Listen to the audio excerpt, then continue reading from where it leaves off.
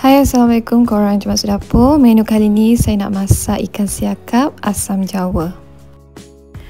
Okey, ni ikan siakap yang telah siap disian dan dibersihkan. Mula-mula saya nak letakkan dulu serbuk kunyit, sedikit Maggi cukup rasa dan garam.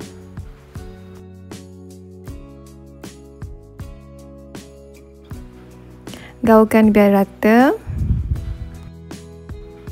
Lepas tu boleh perap sekejap. Sementara tu saya nak pancu dulu air asam Jawa.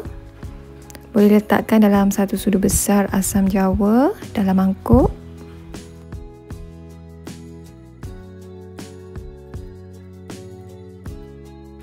Kemudian boleh bancuh asam Jawa ni dengan air suam.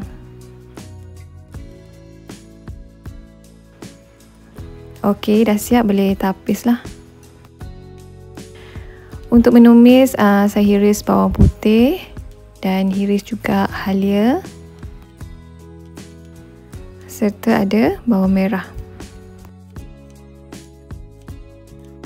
Selain tu ada juga bawang Holland dan juga cili padi.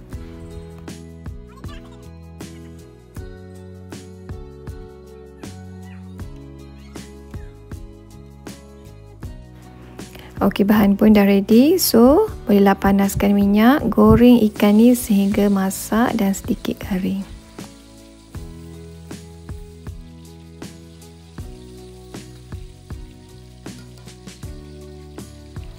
Balik-balikkan juga ikan ni biar dia masak sekata.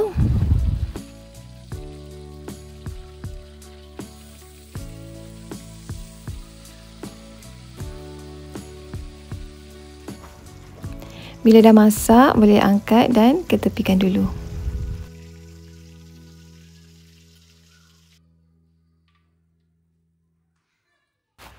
Seterusnya, kurangkan minyak menggoreng ikan tadi. Tumis bawang putih, halia dan bawang merah sehingga naik bau dan sedikit garing.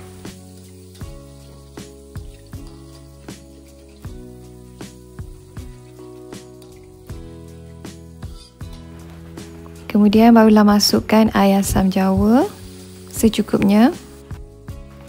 Kalau terlalu pekat, boleh tambahkan air biasa.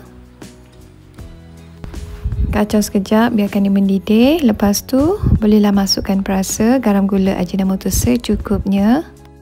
Rasa dia tu memang kena pandai balancekan lah. Ada rasa masam, masin semua.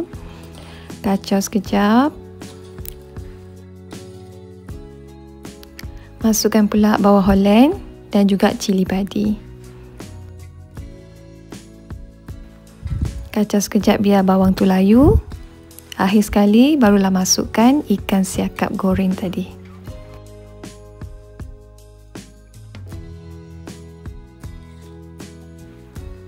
Kacau sekejap. Dah siap. Ikan siakap masak asam Jawa ni memang sedap. Lagi-lagi makan pula dengan nasi putih yang panas-panas memang sedap.